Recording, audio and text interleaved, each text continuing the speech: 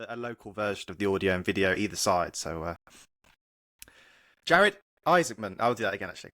Jared Isaacman, welcome to the Astroben podcast. How are you? I'm doing well. Thanks for having me.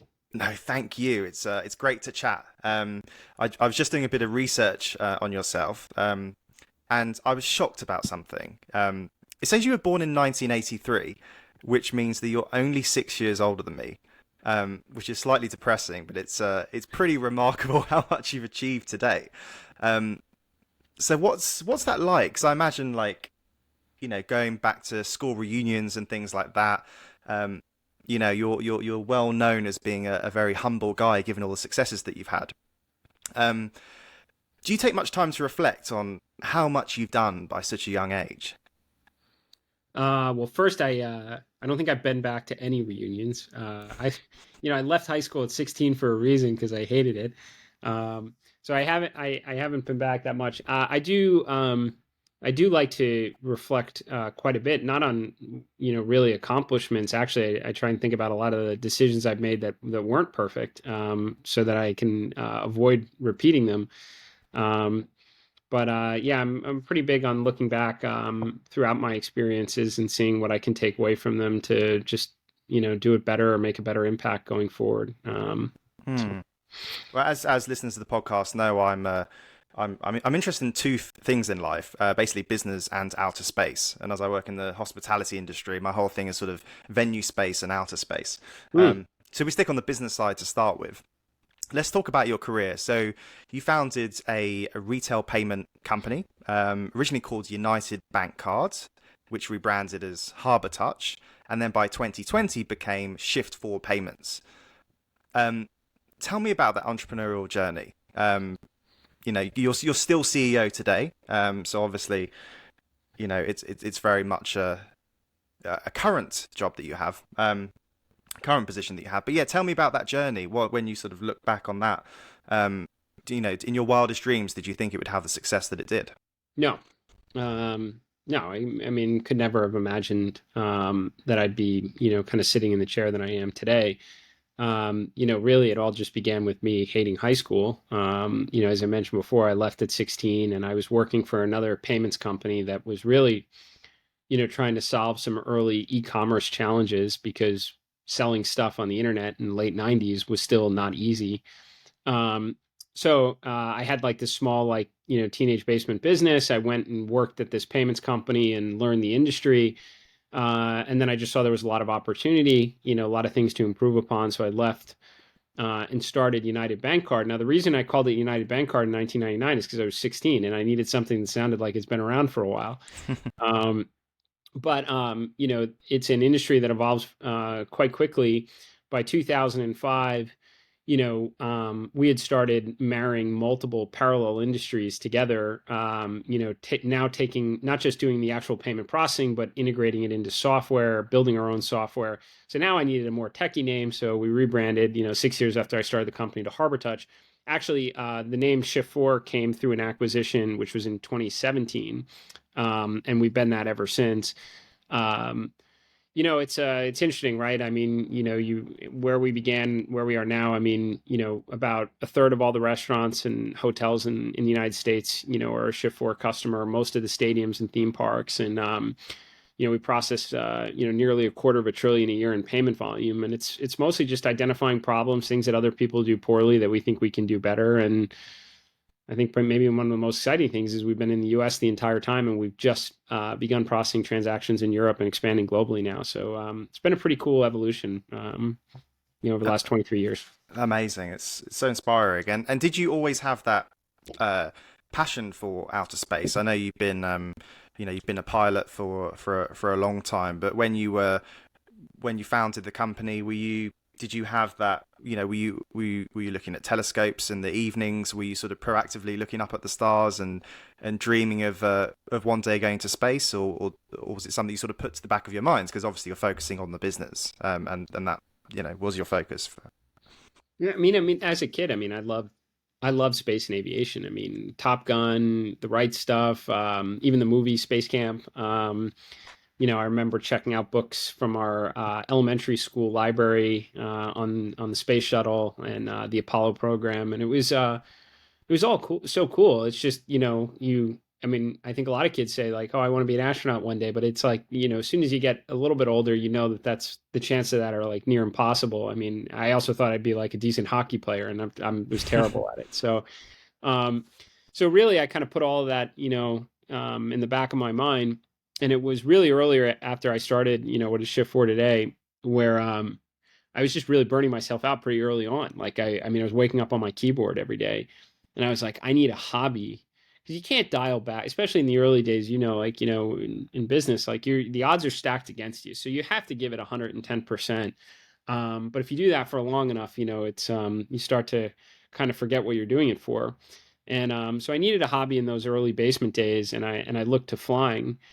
And that's existed throughout my whole business life. I mean, for giving it everything I can, from like a business perspective, I balance it out with the challenges that I've enjoyed of flying. And I've advanced that career from, the typical propeller planes to jet planes and air shows and such. And as soon as like the commercial space industry started to reveal itself, I was like, no way, I got to pay attention to this.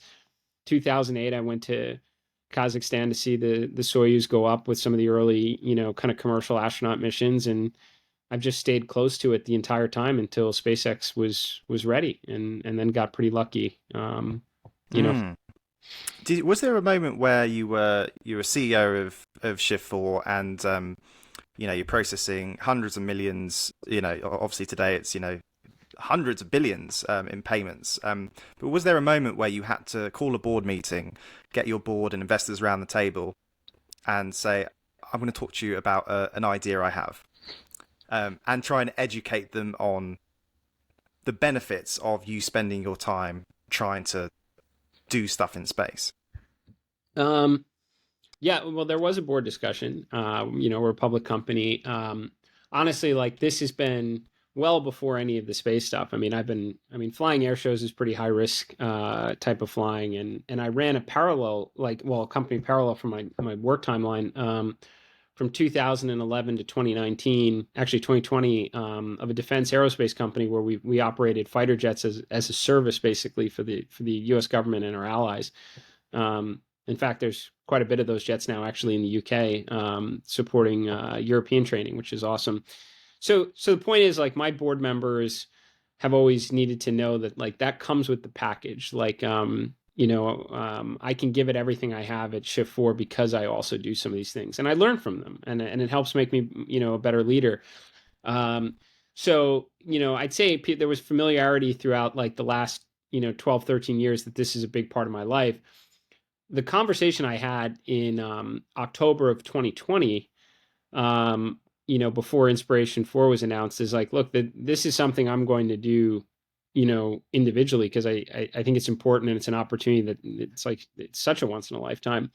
I think there's ways that, Shift4 can be involved. I think there's a great way to select a crew member through an entrepreneurial contest, but like regardless of kind of, Shift4's involvement or not, like I'm using some vacation time here. But know that like I do think I'll come back from this, and be able to and Shift4 will have a benefit, and no doubt. I mean, my last, several years now of observing SpaceX from the inside, I've taken so much from that amazing organization and what they do to be successful, and brought it to Shift4, and Shift4 is a better company as a result. Completely. And I guess, me, like many people, probably hadn't even heard of Shift4 until 2020.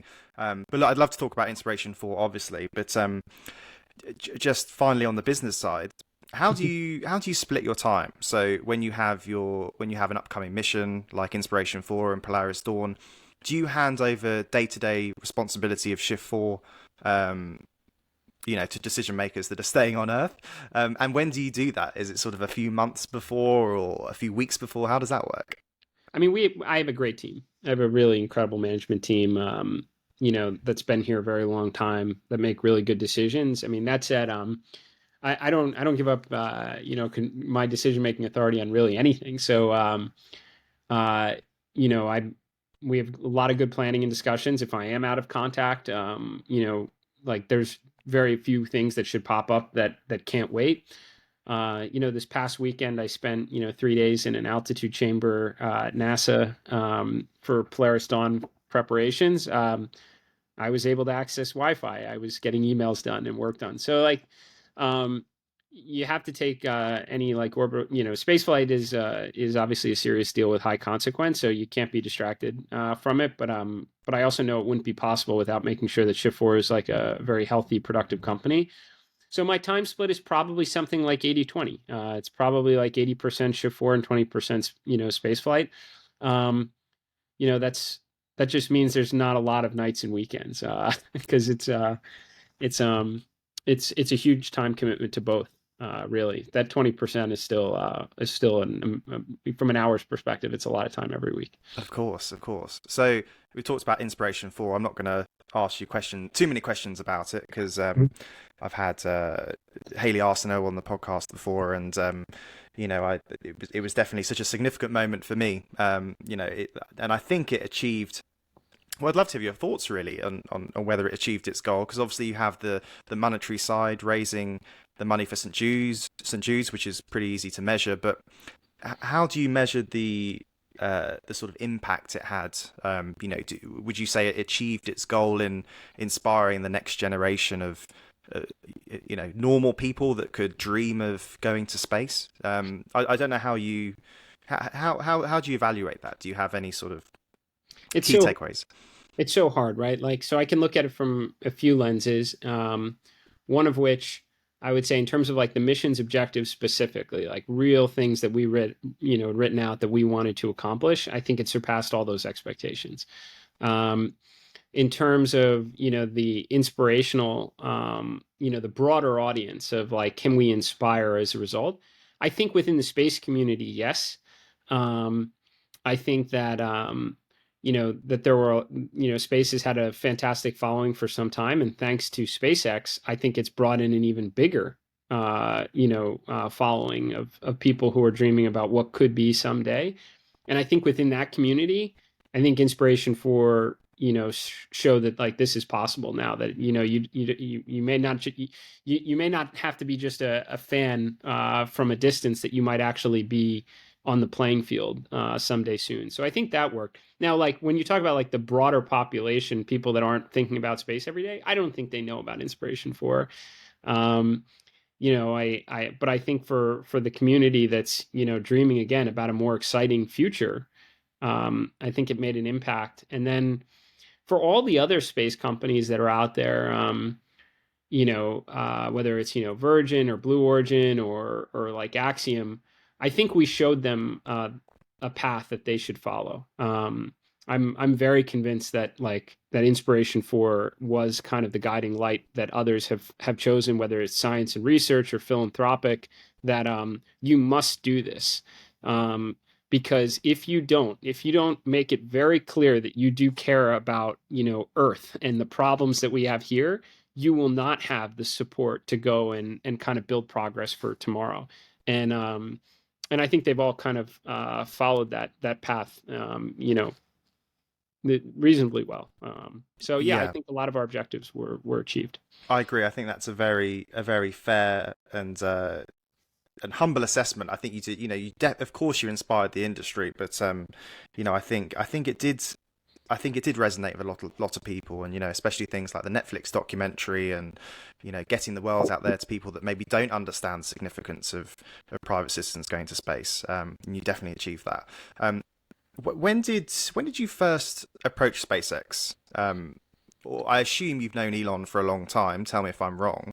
Um, but was it them approaching you, or vice versa, or was it sort of one of those synergetic, fortuitous partnerships that kind of came out of long-term relationships? Lot of luck, lot of luck there. I mean, I've been following SpaceX again since 2008. There were a lot of you early leaders, including in SpaceX, that were on that trip to Kazakhstan in '08.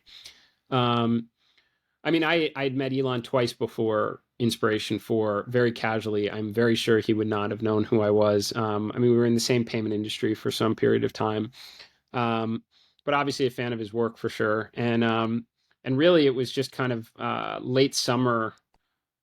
man, it probably was even like September of 2020, where, I was having conversations with SpaceX more from the investor lens, and just made a comment about my interest. And I had like been knocking on the door periodically for more than a decade anyway.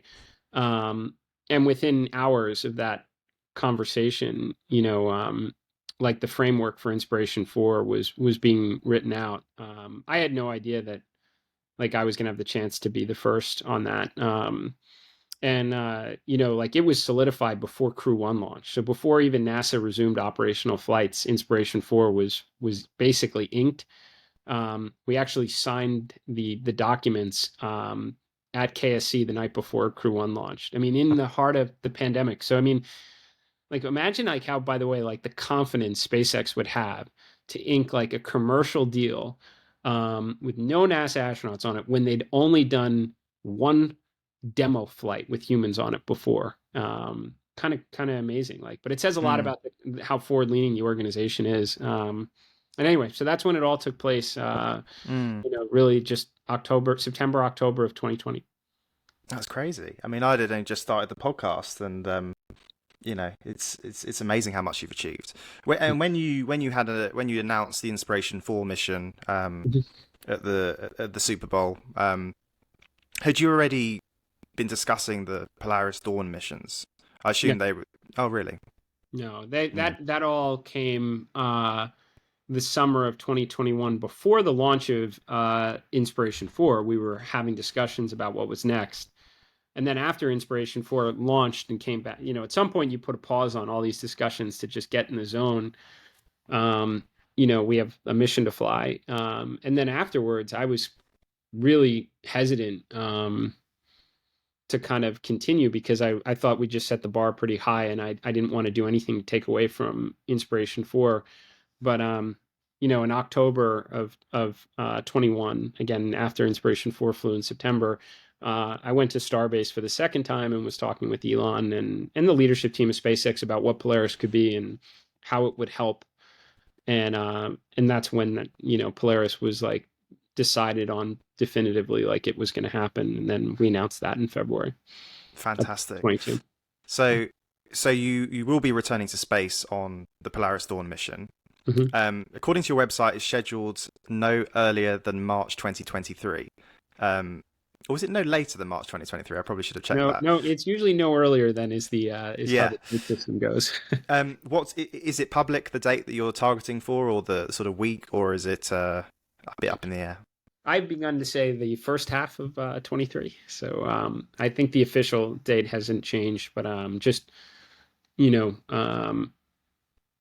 I think that being realistic in my mind, like it's an incredibly high probability it's going to fly in the first half of 23. But I wouldn't be booking your tickets to KSC in March at this point. So Yeah, I guess did part of you hoping that it was going to be around February, so around your 40th, because that'd be a pretty good 40th present.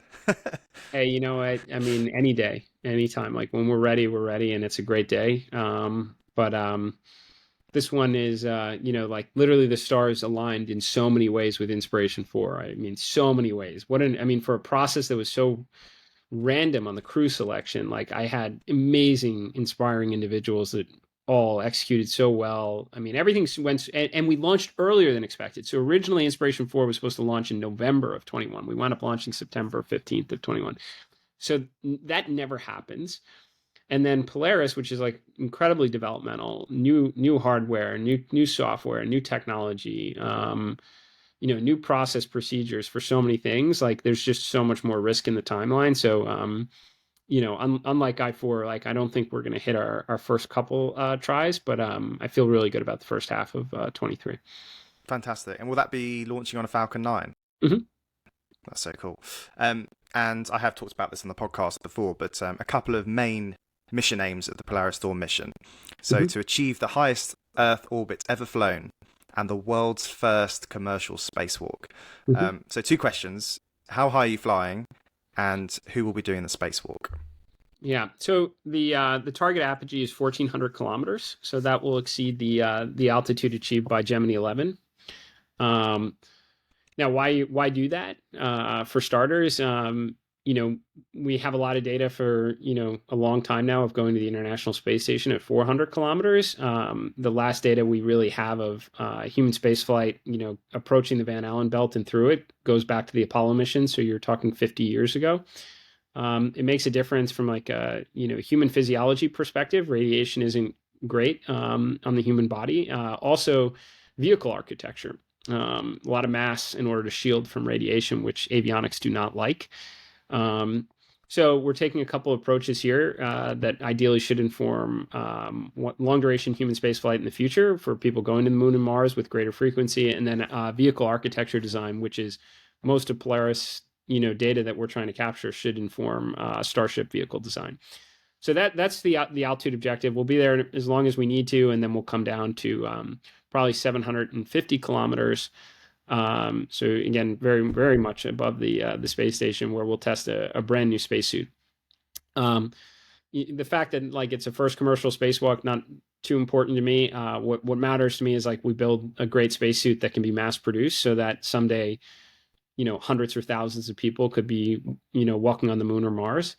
And the current suits will not work for that, right? I mean, they cost, hundreds of millions of dollars. The maintenance associated with them is incredible. They're 40 years old. And the IVA suits that SpaceX designed are awesome, but they're meant to be a last line of defense, not a primary, for working outside the vehicle. So really, I'm totally blown away in how SpaceX has evolved these suits over the last year. The con-ops associated with them are all very novel, which is great. And these are things that SpaceX has to learn. Like the knowledge can't live exclusively inside, NASA and Roscosmos. Or like we're not going to make progress. Like this information this knowledge has to be learned and improved upon outside an industry. In terms of who's doing the walk, our position is all four of us. The whole vehicle is being vented down to vacuum. NASA gave EVA credit to every astronaut who was in a fully vented vehicle during the Apollo and Gemini program. So from our perspective, all four of us are doing it. We're all taking the same risks. Who actually walks outside the vehicle when we're done with training, we'll make those determinations. Wow. I mean, I'm not going to lie, that sounds slightly terrifying to me, the idea of a spacewalk so far from Earth. Well, I had Scott Petit on the podcast earlier this year, the mission pilot of Polaris. Mm-hmm. Love Scott, and we talked about what goes into a crew and the importance of trust between crew. And I think especially with yourself and him, with the heightened sense of trust that comes when you're formation flying, and that side of things. Apart from trust, what else do you look for in a crew? And are you personally involved in that crew selection? Because obviously this is slightly different to Inspiration 4. Yeah, I mean, with Inspiration 4, there was so much. I mean, the only crew member that was really selected, for it was Haley Arsenault, because we gave one seat for the medical officer directly to St. Jude, and she was, phenomenal pick and a great ambassador. But the rest were random, and that was very, very lucky that we got such amazing people in Chris Zimbrowski and Dr. Cyan Proctor. Polaris, I was involved, as was SpaceX, in selecting the crew, because you're building a crew for the mission objectives, and the mission objectives are all, very, very different than I-4. Trust is very important. I mean, obviously, like, you have to have trust and confidence that everybody can execute very well during, nominal, but also like off nominal situations and emergencies. I have an amazing crew with Polaris Dawn. Like we gel so well together. There's already so much trust. The expertise is perfect for our objectives. So yeah, I mean, that's really, you build a crew for the objectives, and that's what we've done with Polaris Dawn. Fantastic. So you've announced 3 Polaris Dawn missions, and completely appreciate the focus is on the success of the first one. But there is a plan for you put on the website that mission 3 is scheduled for the Starship vehicle. So do you have a sort of do you know what the missions will be for those next 2 flights? Like, do you know the sort of science, where are you pushing the envelope for those sorts of missions, or does it sort of evolve from the results of Polaris Dawn 1?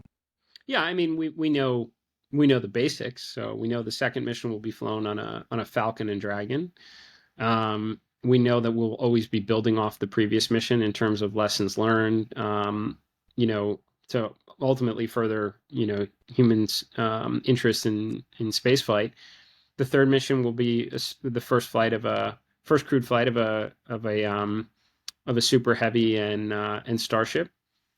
And now, what the actual objectives are during those missions, you know, kind of, you know, will remain to be seen, right? I think there's a lot of good discussion out there about what the second mission likely will be, which is pretty exciting. But you know, kind of one thing at a time. So Absolutely. So, as a, sorry, I keep reiterating your age. I just can't believe how much you've accomplished. But you know, you could be partnering with SpaceX for a long time.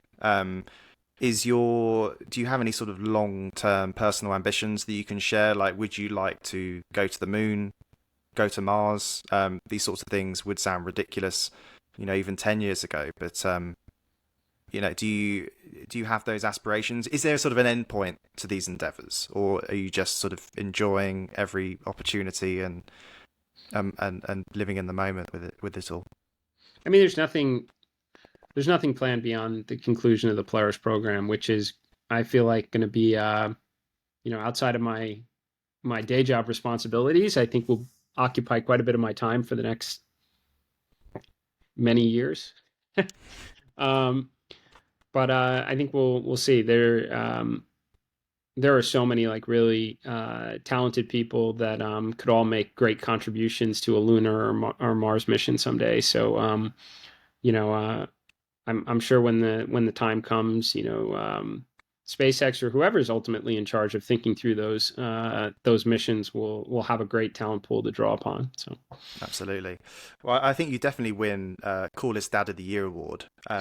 How do you deal with the family side of things? I imagine, you know, you are a pilot, you know, so there is, you know, you're sort of used to that side of things, but there must be a heightened sense of things when it involves space travel. You know, how supportive are they?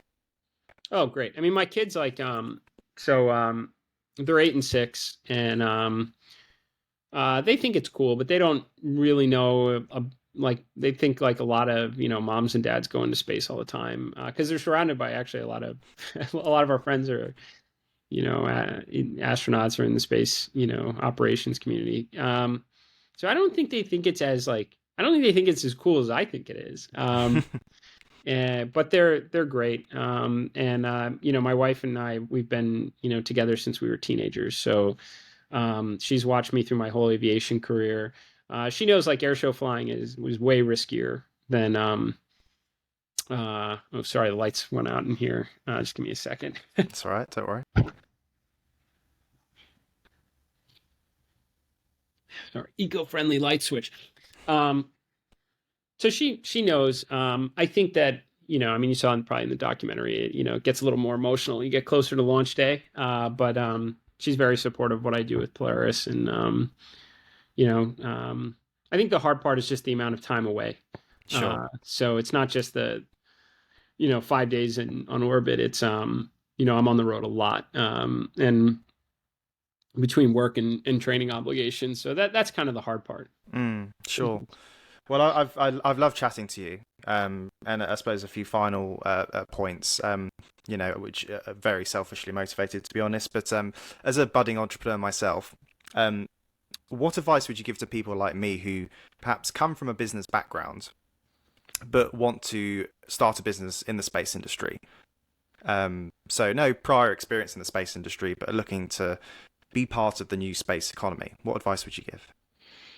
Um, well, look, I mean, I give like a long before I was ever involved in anything with spaceflight, my advice to entrepreneurs, you know, who are looking to start a business is like be very sure that you know you've identified real opportunity, a solution to an unsolved problem or a dramatic improvement to a pre-existing solution, in order to have like a you know viable business model. Because often like our passions, um, you know, can cloud some of that thinking and draw us to things that you know we might think there's real opportunity behind, and in fact there's not. And it was you know kind of our heart leading us a little bit farther than it should have. Mm, Right now, what the space economy is remains to be seen. right? I couldn't, as much as I love human spaceflight, I couldn't tell you why there's a need for people to be in orbit beyond kind of the, the current government funded scientific and research, which is, there is good things happening at the space station, but there's a lot of national pride associated with just having that continued presence. We haven't figured out yet a reason to have people from biotech or pharmaceuticals or manufacturing up in space yet. Now, I do think when Starship comes online, this all changes.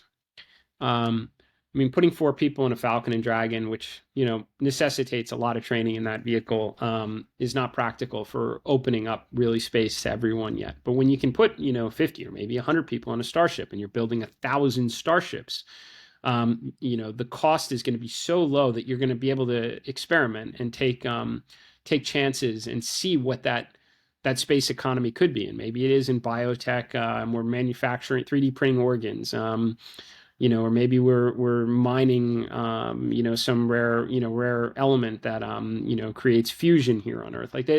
We need this to justify the expense, the presence, and the risk of having people, in orbit. So I think this is not really, in my opinion, the time to make the bets. I think it's a wait and see and be ready. Because believe me, as an entrepreneur myself, and I ran a defense aerospace company for 10 years, if I saw something, I would be jumping on it. And instead, I'm very much, hitching a ride on, what I think is going to be the trailblazer, and already has been, which is SpaceX. And they have a lot of optionality to do a lot of things, whether it's space structures and space stations. They can do an awful lot, but they're not going to do everything. But we kind of have to see, when they're able to reduce the cost of getting mass into orbit, what's in the realm of possible then, and then there's going to be, who knows. You think about it now, like it's some of the most valuable companies in the world that have benefited from the mobile revolution were not the companies that put up the cell towers or necessarily made the handsets. It's the software applications living on these devices, right? And that same thing could likely happen once space, access to space is more reasonable and is opened up. So wait and see, and make sure you're solving a real problem. And in the meantime, we can watch you on YouTube, probably doing spacewalks in real time, which is a crazy scenario that we find ourselves in. But look, it's been great to chat to you. I really appreciate your time. And thanks for being such an inspiration to people like me and many people listening. And good luck with the mission. Hopefully we'll chat to you, in the years to come and hear your progress. Thank you so much. Thanks, Ben. Thanks for having me.